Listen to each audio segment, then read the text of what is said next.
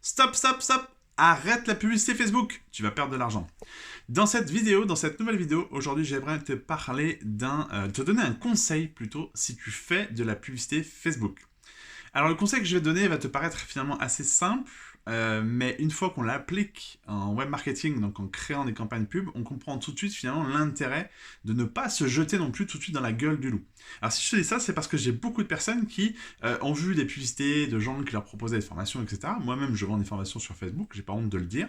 Juste, les gens ont vu ça, ont vu le dropshipping, ont vu lancer un business, ils se sont dit waouh, je vais lancer une campagne publicitaire, je vais attendre que ça matche, hop, je vais faire plein de ventes et c'est cool. Si tu es infopreneur, si tu es coach, thérapeute, consultant, que tu cherches tes clients sur Internet, ce que je vais te dire va vraiment t'aider. Si tu es dropshipper et commerçant, tu vas pouvoir également appliquer cette stratégie. Parce que aller sur Facebook, souvent on va créer des campagnes pour vendre un produit. Mais j'aime bien expliquer à mes clients ou à mes élèves que je coach, j'aime bien leur expliquer une chose qui je pense va te parler. Quand tu vas sur Facebook, en général, tu y vas pour commenter, pour liker, pour partager, pour discuter avec tes amis. Mais rarement, voire même pas du tout, tu y vas pas avec ta carte bleue pour acheter un produit. Alors attention, je ne suis pas en train de dire que ce n'est pas possible de vendre avec Facebook, loin de là. Ce que je suis en train de t'expliquer, c'est que ton client, ton futur client, il a besoin d'être rassuré avant de voir ton produit. Alors si ton marketing est bien fait, ton texte, description est bien faite, avec un bon visuel qui donne envie, derrière tu as une page, une landing page, une page d'atterrissage sur laquelle le marketing est accrocheur, et que la personne, elle est prête à acheter, ça match. Ça, c'est un tunnel logique.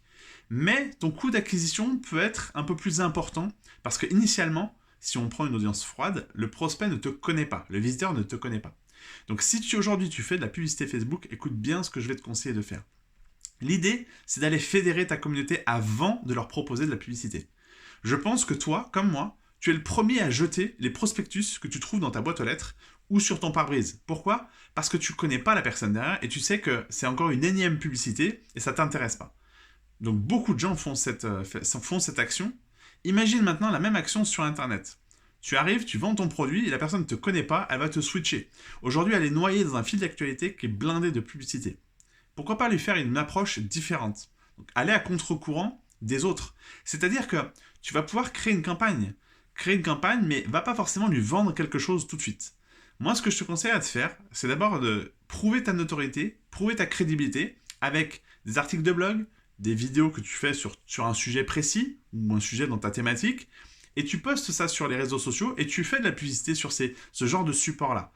Tu vas certes y investir un peu d'argent, mais l'idée, c'est que ta publicité tourne et que les gens intéressés aillent voir, prennent un premier contact avec toi, c'est-à-dire qu'ils fassent une première action, c'est d'aller cliquer pour voir ton site, cliquer pour lire ton article ou cliquer pour voir ta vidéo.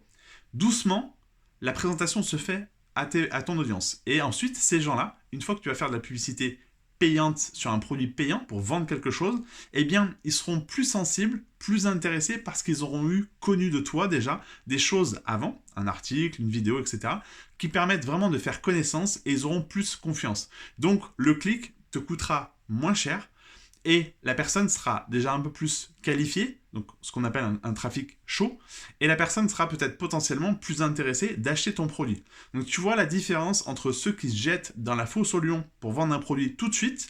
Alors oui, ça marche, il faut mettre un budget sur la table, tu vas payer assez cher ton coût d'acquisition, mais effectivement, tu peux vendre, si ton marketing est bien fait, il n'y a pas de problème. Je ne suis pas en train de dénigrer ça.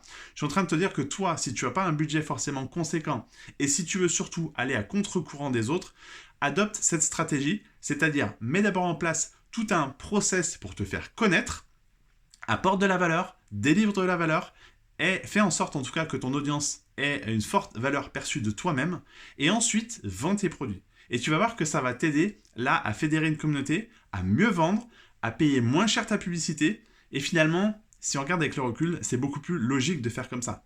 Parce que, encore une fois, tu es le premier à acheter les prospectus à la poubelle. Quand tu rentres en magasin, je pense que toi comme moi, t'aimes pas forcément que le vendeur te saute dessus. T'aimes prendre le temps d'aller voir le produit qui t'intéresse. Sauf si tu as l'idée précise d'aller acheter un produit. Mais quand bien même, tout le monde n'aime pas qu'un vendeur lui saute dessus. Eh bien Facebook, quand tu fais de la publicité Facebook, c'est la même chose.